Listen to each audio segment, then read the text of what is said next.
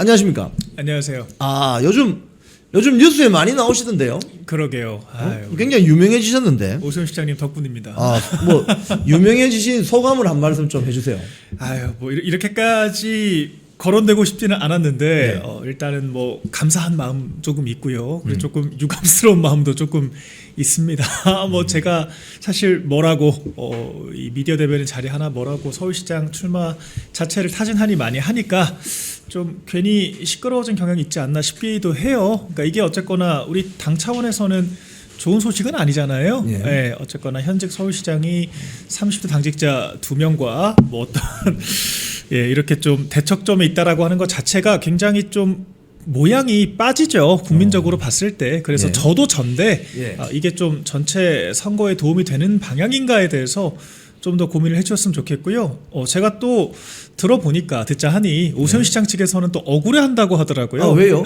왜 억울해요? 저랑 장해찬 부원장 직접 언급한 적이 없다. 자신들은 거론한 적이 없다. 되게 억울하다라고 얘기를 하던데 그래서 제가 좀 드리고 싶은 말씀은 저희가 더 억울합니다. 저희 가만히 있다가 지금 정 맞고 있는 사람들도 있는데요. 그러니까 아니면 아니라고 좀 기자들 앞에서 당당하게 좀 말씀을 해주셨으면 좋겠다. 말씀드립니다. 그렇군요. 아니 오세훈 시장 그러니까 오세훈 서울시장이 정치한 지가 거의 30년이 다 돼갈 텐데 오늘 아침 방송에서도 저희들이 뭐 주호영 의원 6선 대구에서 6선이면 20년 뺐지만 20년 난 거거든요. 그렇죠. 지금 자기 총선이 2년 남았으니까. 64, 24 아닙니까? 그렇죠. 22년이네, 22년. 아니, 대구 지역, 대구의 강남이라고 하는 그 수성구에서 22년을 뺏지 난 사람이 오늘 제가 제일 화나는 부분이 저도 그 고향이 영남이지만 왜 갑자기 전라도 비하 발언을 하는지 나 정말 좀 너무나 화가 납니다. 왜냐, 제 주변에 호남 출신 친구들도 많고 그럼요. 제가 또 개인적으로 생선을 좋아하기 때문에 홍어를 너무 좋아합니다. 저는. 그래서 거의 뭐 회 먹듯이 저는 먹어요. 그래서 왜 저렇게 지역 비하 발언을 하는지 제가 오늘 오죽했으면 우리가 남이가라는 1992년 12월 11일 김기춘 등 YS 당선시키려고 했던 그자들의 지역 감정 발언 이런 사태까지 다 찾아서 저희들이 녹취록까지 들려드렸는데 이 주호영의 지역 감정 발언 어떻게 보십니까? 전형적인 지역 갈라치기 발언이고 적절치 않죠. 그러니까 이정현 공관위원장의 여러 선택에 불만이 있을 수 있습니다. 그런데 지금 그 불만을 표출하는 방식이 너무 미성숙하다라고 하는 생각이 많이 들어요. 방금 말씀하신 이정현 위원장의 전라도 출신이라고 하는 것이 지금 의사결정에 뭐 어떤 영향과 인과성이 있습니까? 상관없는 이야기를 지금 하고 있잖아요. 그러니까 이정현 위원장의 어떤 직무 관련성이 있는 이야기를 하면서 지적을 하는 것이 지금 6선 국회의원이신데 국회 부의장까지 하고 계시지 않습니까? 근데 이런 식의 지금 언사가 과연 적절한가 잘 모르겠고 아까 우리 기자님 짚어주신 것처럼 24년 임기 하실 거잖아요. 총. 제가 33살입니다. 거의 제가 살아온 시간과 비슷한 시간 동안 국회의원으로서의 이 기득권을 누리셨는데 지금 후배 정치인들에게 적절한 모습을 보여주고 계신 건가 의구심이 조금 들고요. 지금 지역만 그렇게 얘기를 하는 것이 아니라 이 특정 유튜버들을 콕 집어가지고 그래요. 맞아요. 이진숙 위원장이 무슨 극우 유튜버와 함께 다닌다라고 하는 식의 언어를 직접 구사를 하는데 이것도 적절치가 않습니다. 사실 지금 우리가 이 민주당은 정말 뭐 내란 동조 세력, 뭐 진보당 이런 세력들과도 손잡고 지금 선거 치르려고 하는 치러온 판에 아니 우리 당을 위해서 처절하게 대여투쟁하고 싸워주시는 분들을 저런 식으로 좌파들이 하는 악마화를 그대로 지금 빼다가 하면서 음해를 하는 것이 저는 맞는가 잘 모르겠고 그러니까 불만이 있다라고 하면 좀 성숙하게 해결을 하는 것이 맞지 않나 생각이 들어요. 근데 이런 것도 있어요. 어제 그 주호영 의원 발언 보면은 이 허위 사실이기도 같은데. 네. 고성국 씨와 손잡고 다니며 대구시장이 되면 정말 행복한가? 악수하는 장면이 있을 줄 몰라도 손잡고 다닌 건 아닌 것 같은데 이거 여성 비하 발언 아닙니까 이거? 손잡고 다닌다라고 하는 표현은 네. 여러 가지 해석을 불러일으킬 수가 있기 때문에 굉장히 적절치가 않죠. 그러니까 뭐 물론 그런 식의 표현을 하지 않았을 거라고 저는 믿고 싶지만 지금 너무 이성을 잃어버린 듯한 발언을 많이 하십니다. 그래서 그 이어지는 맥락에서 혹자가 봤을 때는 아니 무슨 두 사람이 부적절한 관계인 것처럼도 생각될 수 있는 그런 발언일 수 있잖아요. 그래서 이런 이야기는 좀 최대한 자중하는 것이 맞다라고 보여지고, 이 고성국 박사가 이진숙 위원장 여러 행보에 뭐 몇 가지 참여를 했던 건 같아요. 근데 그게 이렇게까지 트집을 잡을 일인가 싶긴 하거든요. 제가 알아보니까 고성국 박사가 이진숙 위원장 쪽만 간 것이 아니라 이 대구의 여러 후보들, 뭐 송석준 의원 같은, 그러니까 송원석, 그 누구죠? 홍석준 의원, 죄송합니다.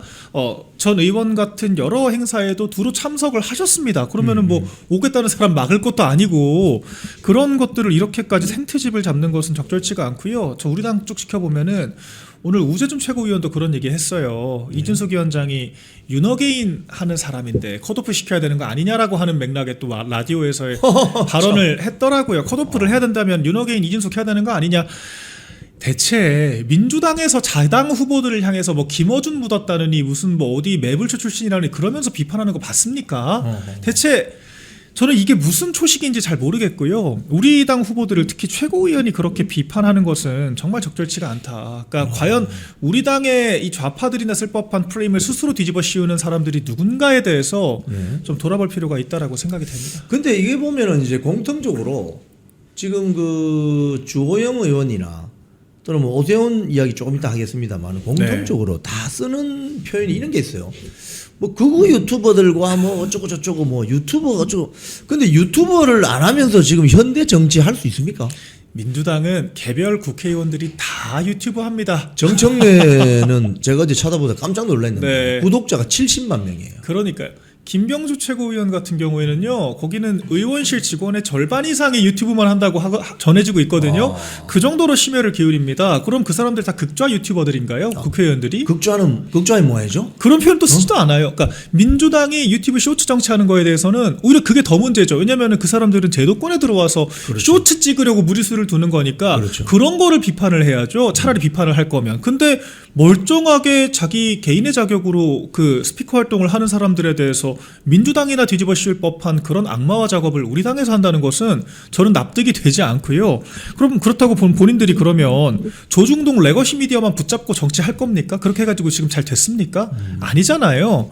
그러니까 전혀 지금 실사구시적이지도 않고 적절치도 않은 지금 논리들을 펼치고 있다라고 생각을 하고, 이러니까 우리 당이 참 시대에 뒤처졌다라고 하는 평가를 받는 것이 아니냐. 지금 그런 우리 당의 예스러운 이미지를 만드는데 역설적으로 이 원로급 정치인들이 앞장서고 있는 안타까운 상황 아닌가, 그런 생각이 듭니다. 근데 그 주호영 의원의 말을 쭉 워딩을 이렇게 읽어보면 대구 지역의 다선 국회의원이라고 하는 사람들의 어떤 사고 방식, 네. 사고 체계 너무 퇴행적이고 퇴물인 것 같은데 이게 왜 안 바뀌는 거죠?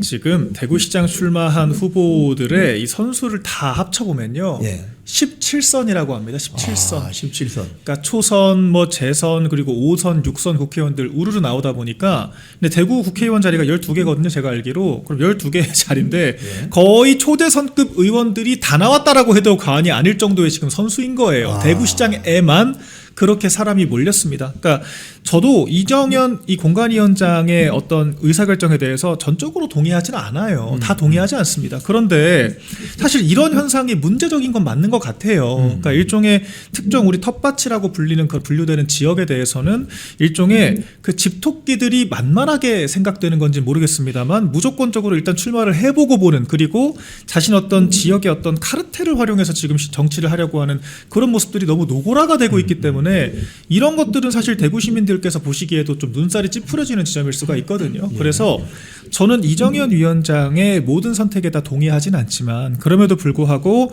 지금 현재 대구에서 출마하고자 하는 이런 유력 정치인들, 중진급 정치인들의 태도도 과연 박수받을 만한가, 그렇진 않다라고 근데 우리 저 박미영 대변인 어떻게 보면 상대적으로 생물학적으로 젊은 그렇죠. 세대 아닙니까? 네. 근데 지금 현대 정치가 유튜브라는 이 쌍방향 1인 미디어 콘텐츠 시장이 없으면 현대 정치가 이거 가능하겠어요? 어떻게 보세요, 이건? 가능하지 않죠. 사실 지금 레거시 미디어는요, 종사하는 제 또래 젊은 기자들도 스스로 자조적으로 얘기를 합니다. 뭐라고 하던가요? 재래식 언론이라고 얘기를 재래식 합니다. 언론. 그러니까 다 현대 현대식 신식으로 바뀌고 있고 지금 유튜브부터 시작해서 가장 빠르게 의견을 수렴하고 심지어 여론을 주도를 하는 역할까지 하고 있는데 기존 언론들은 그저 팔로우하는 역할을 한다는 거예요. 아, 그렇군요. 근데 차라리 그런 기자들은 좀 깨어 있는 겁니다. 그런 사람들은 오히려 유튜브를 모니터링을 많이 해요.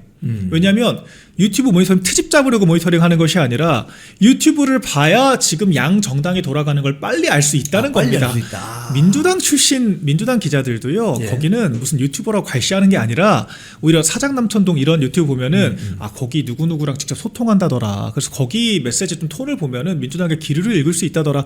그렇게 취재를 하면 했지. 누가 우리 당처럼 저렇게 저 사람들 앞서 나가는 언론을 오히려 우리가 앞서 나가는 이 여론 형성을 하는 사람들에 대해서 우리가 참고하고 그 여론을 읽고 우리가 반영할 것들을 고민하고 그런 여론에 공감하는 대중을 설득하려고 하는 것이 아니라 오히려 그런 것들을 그러니까 못 가지면 이건 아예 박살내겠다라고 하는 것밖에 더 됩니까? 내가 그 사람들을 설득할 자신 없고 내가 그분들의 지지를 받을 자신 없으니까 나는 아예 박살내겠다. 이런 심리가 아니고서야 납득이 되지가 않잖아요. 그러니까 레거시 미디어에 종사하는 사람들조차도 인식이 그러한데 그러니까 지금 그리고 조중동들도 지금 유튜브 하는 거 보세요. 조중동도 자체 채널에서 지금 이제 특정 언론사들이 하는 폼에 그대로 베껴다가 지금 똑같이 하고 있거든요. 그렇죠, 그렇죠. 그러니까 그럴 정도로 지금 오히려 앞서가기 때문에 뉴미디어라고 평가를 하는 건데 이분들의 인식은 그 재래식보다 더 뒤처져 있는 것이 아닌가 좀 자기 반성을 해볼 필요가 있고 왜 스스로 6선, 5선, 6선씩이나 했는데도 불구하고 이렇게 여론의 지지를 받고 있지 못한가에 대해서 자성을 하는 시간을 가질 필요가 있지 않나 생각됩니다. 그게 아마 30년 전에 제가 그 지상파 방송사에 입사했을 때는 그 당시에는 뭐 네이버도 없었고 유튜브는커녕 뭐 쉽게 얘기하면 이 쌍방향으로 시청자들과 소통할 수 있는 플랫폼이 없었어요. 그렇죠. 그래서 많은 사람들이 그 다음날 아침에 출근해서 야 어제 너 KBS에 그 난 거 봤어? 네, 그랬죠. 뭐 MBC, SBS에 난 거 봤어? 그럼 그게 곧 진실이 되는 네. 그런 세상이었습니다. 근데 그때는 미디어라는 것이 결국 이 정치도 미디어를 통해서 이루어지는 것인데 네. 일방향 콘텐츠였거든요. 그렇죠. 그러니까 미디어 수용자들은 말할 권리가 없어요. 그냥 일방적으로 수용당하는 거예요. 그렇죠.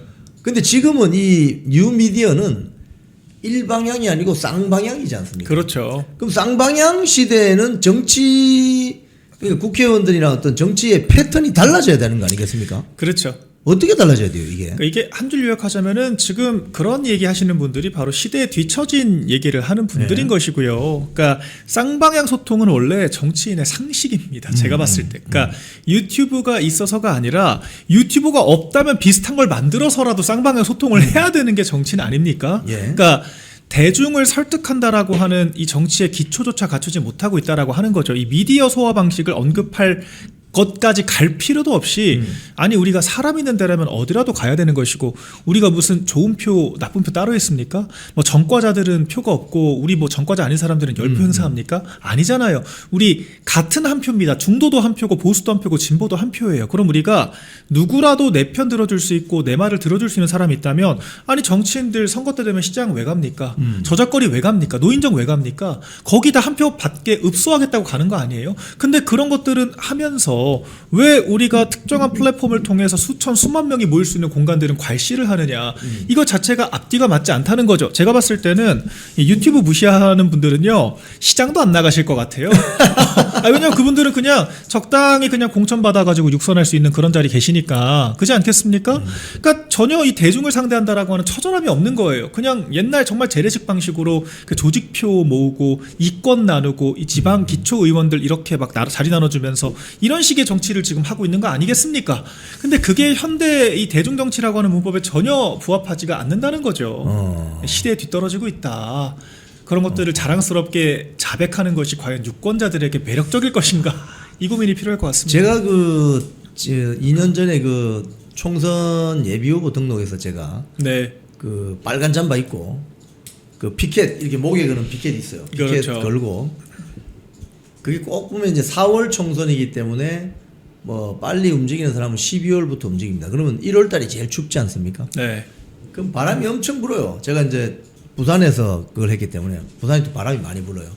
그럼 새벽에 나가면 엄청 춥습니다. 귀마개 하고 뭐 이런 손바지 입고 뭐 신발도 따뜻한 거 신고 뭐 장갑 끼고 뭐 이렇게 심지어는 뭐 빵모자 쓰고 나가는데 제가 그렇게 하루 종일 다니어 봤더니 내가 만날 수 있는 사람이 500명이 안 되더라고요. 그렇죠.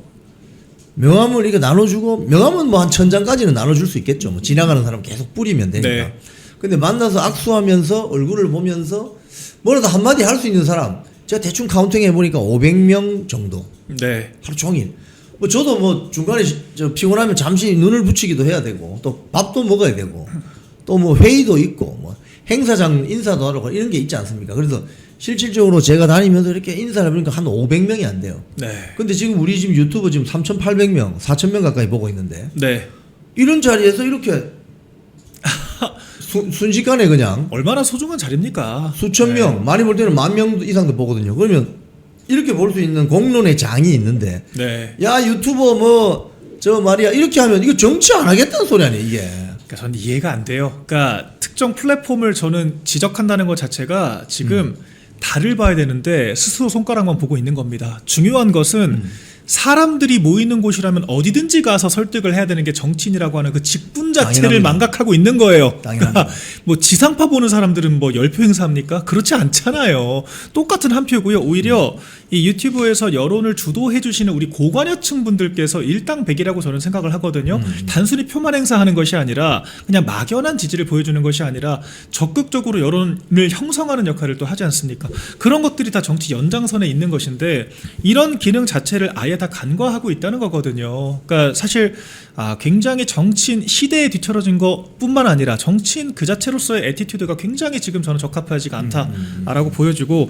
심지어는 그런 노력을 하는 사람들까지 지금 악마화를 하면서 공격을 하고 있다라고 하는 게 저는 납득이 되지 않아요. 그러면은 국민의힘에서는 국회의원들도 유튜브 같은 거 하지도 말고 무슨 뭐 어디 그러니까 TV 같은 데만 그냥 나가거나 신문 같은 데 그냥 그 칼럼 쓰고 옛날식으로. 근데 지금 우리가 전체 소비되는 언론의 어떤 그 트래픽 중에서 포털 유튜브가 70-80%가 나와요. 그렇죠. 그러면은 네. 신문 방송 20%도 안 되는 그런 파일을 가지고 정치할 겁니까? 민주당은 지금 100% 활용하고 200% 300% 없던 팟캐스트까지 활용해 가지고 지금 이 자리까지 올라온 게 민주당인데 지금 우린 있는 것도 활용 안 하겠다고요? 어떻게 지금 정치를 하고 어떻게 다시 저희가 재집권을 하겠다는 겁니까? 그러니까 지금 정말 납득이 되지 않고. 아니 우리 저 박민영 대변인 이제 미디어 그 공식 직함은 미디어 대변인 아닙니까? 그렇죠. 근데 이제 이 대변인이 있고 또 미디어 대변인이 있잖아요. 이 미디어 대변인이라는 것은 방송 출연 많이 하고 그렇죠. 유튜브 활동도 많이 하고 뭐 이런 거 아니겠습니까? 공간을 넓게 쓰라는 거죠. 그죠? 넓게 네. 넓게. 그런데 실제로 국민의힘 당 안에 당 조직 중에 네. 이런 뭐 유튜브 활동이라든지 이런 걸 적극적으로 장려하거나 지원하는 어떤 시스테믹한 그런 체계가 있습니까? 없죠. 부족하죠. 지금. 사실 국민의힘 TV도 거의 활성화 안 돼 있는 건 다 알고 계실 예. 거고 저희도 최근에야 저희 채널 만들지 않았습니까? 그렇죠. 이것도 사실 당에서 주도한 게 아니라 저희 젊은 당직자들끼리 의기투합해서 만든 채널이고 사실상 저희 더라이트 채널 정도 말고는 뭐 당에서 직접적으로 뭔가 연결되어 있다? 혹은 이제 당의 주요 관계자들이 출연한다? 라고 할 만한 채널이 없죠. 그러니까 민주당은 뭐 하다못해 김어준 방송 국회의원들 막 나가지 않습니까? 매일 많이 나가잖아요, 매일. 그러니까 그런 식의 우리 당만의 좀 플랫폼이 장 내든 외든 있느냐라 그러면은 없다는 거예요. 근데 그 없는 것이 우리한테 유리하냐는 거죠. 그러니까 없는 걸 떠나서 있는 것도 터부시하는데 과연 우리가 어떻게 앞으로 정치를 하겠다는 건가? 전 참 어렵습니다. 그 신문에서 허락한 그 지면에만 우리 얘기하겠다는 건지 예. 좀 납득이 가지 않는 논리입니다. 그 사실은 제가 한 40-50년 전 이렇게 복귀를 해보면은 네. 옛날 그 민주정의당 시절에 당의 중앙연수원이 있었습니다. 네. 그래서 거기에 중앙연수원에 당원들이 입소하면은 뭐 2박 3일 정도 이렇게 하면서 거기서 쉽게 이야기하면 교육을 받는 거예요. 의식화 교육. 네. 그죠?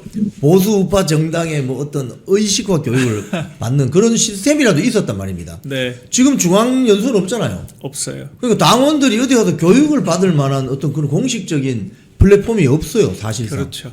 그러니까 이 당이 이 국민의힘 당이 박근혜 대통령 탄핵 이후에 이렇게 자중질환이 일어나고 어떤 목표 지향성을 잃게 되고 표류하는 이유 중에 하나가 이 당이 지금 뭘 해야 되는 가치가 뭐냐, 이 당의 정치 이데올로기가 뭐냐, 우리가 가야 지향해야 될 가치가 뭐냐라고 이걸 교육해 줄 수 있는 플랫폼이 없어요. 근데 이 역할을 사실은 자유우파 유튜버가 하고 있습니다. 역설적으로 그렇게 돼버렸죠. 그렇습니다. 네. 이게 민간의 영역으로 내려고 쉽게 이야기하면은 제가 그 30여 년 전 고등학교 다닐 때는 가외 수업이 불법이었습니다.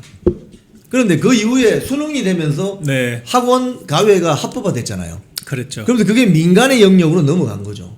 그래서 민간에 지금 학원 쉽게 하면 학원 산업이 쓰는 돈이 거의 교육부 예산하고 거의 맞먹거든요. 맞습니다. 네. 사교육비가. 그리고 사교육비가 맞먹죠. 그러니까 지금 그 역할을 민간 영역에서 그냥 알아서 자율적으로 하고 있는데 그걸 지금 극우라고 유튜브라고 이렇게 하면은 이건 뭐 방법이 없는 거 아닙니까? 제가 우리 원내 의원들의 생각을 조금 말씀드리자면은 그렇게 뭐 고마워하는 개념이 아예 아니고요. 어떤 개념이냐면 유튜버들이 당원들한테 잘못된 정보를 주입하고 선동을 해서 우리 당원들께서 많이 지금 호도가 되어 있다라고 인식을 합니다. 우리 원내에서는요. 그러니까 그래서 제가 답답해가지고 말씀을 드려요.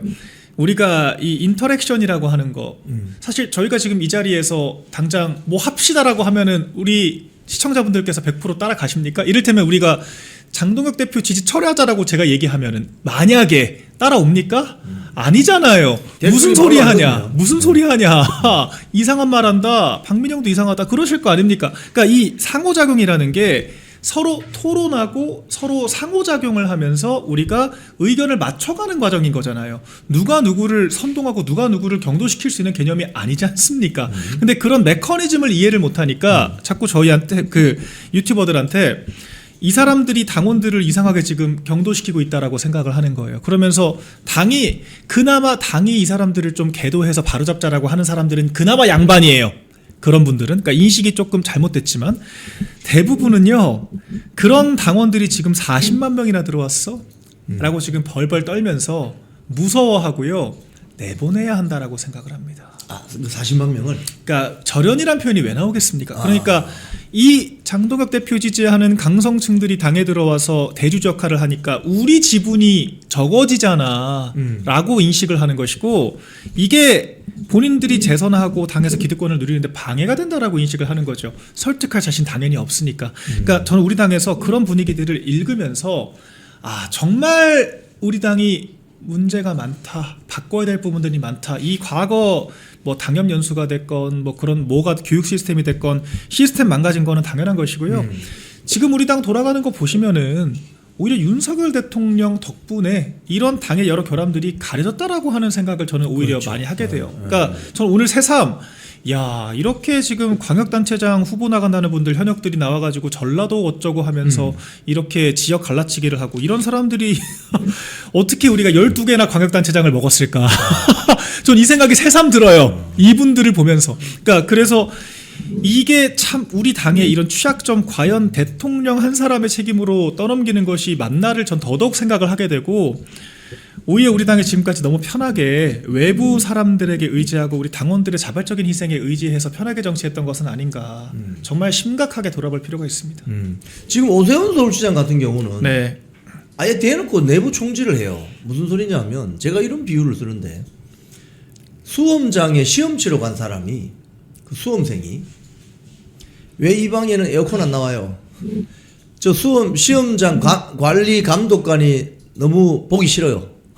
뭐 이런 식으로 투정을 부르는데 이게 합당한 겁니까? 이게 제가 이해가 안 됩니다. 이거 온당한 거예요. 이거는 제가 오 시장 개인에 대한 걸 다 떠나서요. 예. 이 주장 자체가 너무 넌센스잖아요. 그러니까 지금 선대위라고 하는 게 뭡니까? 우리 후보가 결정되면 우리 후보를 가장 빛내줄 수 있는 우리 어떤 무기를 만드는 거잖아요. 선대위라고 하는 그렇죠. 것이. 근데 지금 후보 결정되지도 않았어요. 그러니까 심지어는 이제 예비 후보 등록을 하신 거고 어제 오전까지도 후보 등록도 안 한 상태였습니다. 그런데 후보 등록도 안 한 상태에서 선대위 우리를 메이드해 줄 수 있는 심판 역할을 해야 되는 선대위를 먼저 만들자라고 한 거예요. 내가 원하는 사람으로. 이거는 선수가 심판 역할 겸하겠다라고 하는 것밖에 더 됩니까? 참 말이 안 되죠. 그러니까 심지어 대선 후보도요. 김문수 후보가 대선 후보가 되고 나서야 비대위원장, 사무총장, 선대위원장 같이 합심해가지고 꾸리지 않습니까? 근데 지금 심지어 후보 등록도 안 한 서울시장이 대뜸 당대표 2선 후퇴해라. 조기 선대위, 혁신 선대위 꾸려라. 심지어 측근들 통해서 누구누구라는 얘기까지 흘러나오는 이런 상황들이 이건 정말 맞지 않죠. 다른 후보들이 지금 분노할 일인 거죠. 당신 뭔데 우리랑 지금 경합을 해야 될 판에 왜 좌지우지 판을 바꾸려고 드냐. 그리고 선대위원장 지금 왜 조기 선대위 하자고 하겠습니까? 선대위원장 앞세워가지고 당대표 당권 무력화하려고 하는 거 아닙니까? 누가 봐도. 그렇죠. 그러니까 그럼 결과적으로 진짜 심판이 되는 걸 넘어서 당 전체 룰과 세팅을 좌지우지하겠다는 건데 이게 지금 후보도 안 된 사람이 할 소린가요? 그러니까 오세훈 시장 개인을 제가 지적하는 게 아니라 오세훈 시장이 주장 자체가 굉장히 잘못됐지 않습니까? 이런 것들은 저희가 일고의 가치가 없는 주장인 것이고 당대표가 그렇게 문제적이고 불만이라고 생각을 하셨으면요. 전당대회를 나오셨든지 아니면은 지금 오세훈 시장 비유하는 조은희 의원 같은 분들이 최고위원 나오셨어야죠. 그때 뭐 하다가 이제 와서 당대표 흔듭니까?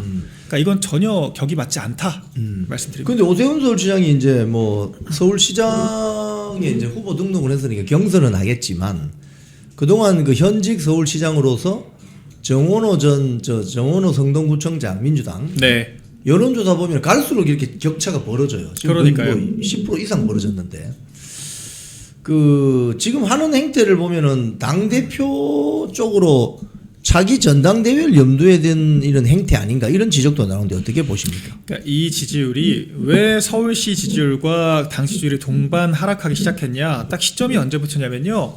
한동훈 씨 제명할 때까지는 오히려 고공행진이었어요. 지지율이 역대 장동혁 체제에서 가장 높은 지지율을 기록했던 것이 한동훈 제명 직후입니다. 맞습니다. 그만큼 이 보수 진영에서는 한동훈이라고 하는 당을 망치는 것 자체가 유인 구조인 사람에 대해서 용납할 수 없다라고 하는 정서가 지배적이었어요. 예. 언제부터 떨어지기 시작했냐? 오세훈 시장이 한동훈 제명하니까 뭐라 그랬습니까? 장동혁 대표를 향해서 대뜸 사퇴해라 그랬어요. 사퇴해라. 예. 광역단체장이 당대표에게 사퇴해라라고 직격을 한 그 직후부터 서울시 지지율 폭락하기 시작한 거예요. 예. 그때부터 지금까지 거의 매주 야금야금 깎아먹기 시작하더니 이제는 심지어는 아니 이분이 할 말이 없는 것이요. 민주당과 국민의힘 지지율 격차보다 오세훈 시장과 정원호 구청장의 지지율 격차가 더 커요. 그럼 사실 이거는 장동혁 대표에 대해서도 왜 싸워라고 하는 실망감이 있을 수 있겠지만 근데 그 싸움을 붙인 원인 아니 서울시장이 왜 저래라고 하는 비토가 더 크다라고 하는 것이 상식적인 추론이지 않습니까?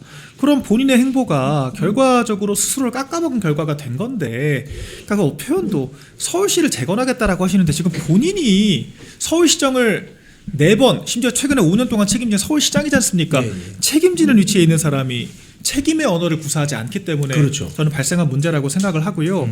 그러니까 지금 그렇게 해가지고 지금 당 전체가 아니 서울시만 지금 선거 치릅니까? 아니잖아요. 전국이 선거를 치러야 되는데 이렇게 자기중심적인 얘기를 하는 게 적합하지가 않고 그러니까 이제 오죽하면 사람들이 당권 노리고 저러는 거 아니야라고 해석을 하겠습니까?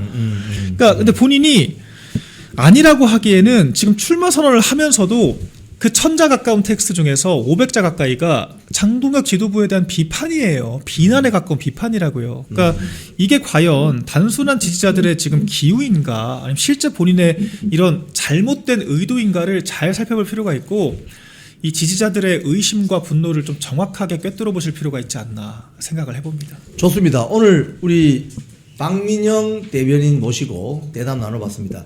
요즘 뭐 박민영 대변인이 언론에 많이 이렇게 거론이 됩니다. 제가 봤을 땐 장기적으로 좋은 겁니다. 그렇죠. 이름새를 타고 뭐 유명해지면 더 좋은 거죠. 우리 우파 진영의 아주 좋은 스피커로 성장하고 있는 박민영 대변인 오늘 모시고 대담 나눠봤습니다. 마지막으로 우리 시청자님들께 한 말씀 부탁드릴까요? 네, 일단 공천 때 사실 저도 그래요. 어제 오늘 뉴스를 쭉 보면서 아우 참 시끄럽다. 아유 뉴스 보기 싫다. 아마 그런 생각들 많이 하실 텐데 저는 뭐 공천 때 그 정도 잡음은 있을 수 있다라고 말씀드리고 어쨌거나 차근차근 뭐 부산 경선 매치업도 성사가 됐고요. 서울도 라인업이 확정이 됐고 차근차근 좀 정리는 돼가고 있다는 생각이 들거든요. 그래서 조금 더 인내를 해주셨으면 좋겠다라고 제가 좀 부탁의 말씀을 드리고 싶고 아마 민주당은 조만간 더 큰 공천 파동이 불어 닥칠 것이기 때문에 우리가 이런 선거의 전체 사이클을 복합적으로 볼 필요가 있다라고 보여져요. 그리고 이제 공관이나 지도부도 지금 우려해 주시는 부분들 저희가 충분히 수렴하고 있다라고 저는 파악을 하고 있거든요. 그렇기 때문에 아마 이제 궁금하신 부분이나 정말 이건 해명해야 된다, 소명해야 된다 하는 부분들이 있으시다고 하면은 저는 적기에 뭐 어떤 식으로든 메시지가 나오지 않을까 생각을 해봅니다. 그래서 조금 더 당을 믿어주시고 좀 지켜봐 주셨으면 좋겠다 이런 말씀 마지막으로 드리겠습니다. 우리 시청자님께서 저를 그 구구 라이브에 좀 초대 좀 하라고 하시는데. 안 그래도 저희가 준비를 좀 하고 있습니다. 그렇습니까? 한번 모시겠습니다. 예, 제가 한번 예. 출동하도록 하겠습니다. 저희가 너무 영광스럽게도 한번 모시도록 출동 하겠습니다. 한번 하겠습니다. 네, 네. 오늘 출연해 주셔서 고맙습니다. 감사합니다. 예. 콩TV를 사랑하시는 시청자 여러분, 대한민국은 지금 체제 전쟁 중입니다. 연성 파시즘 체제로 갈 것이냐, 아니면 자유민주주의 체제를 지킬 것이냐, 이를 위해서는 결단과 용기가 필요합니다. 민주당의 정보통신망법이 통과되어서 오는 7월부터 시행이 됩니다. 이렇게 되면 언론 자유 훼손은 물론이고 자유우파 유튜버들의 산업 생태계에 심각한 지장이 예상됩니다. 여러분, 어떻게 해야 되겠습니까? 여러분들의 도움이 필요합니다. 여러분들이 우잘사 회원에 가입하셔서 대한민국 체제 전쟁에 승리하고 국민의힘 장동혁 지도부를 지켜내고 정보통신망법을 비롯한 언론 자유를 심각하게 훼손하는 여당발 공세에 대응해 주시기 바랍니다. 우잘사 회원 많이 가입하셔서 함께 가는 여정을 만들어 갑시다. 감사합니다.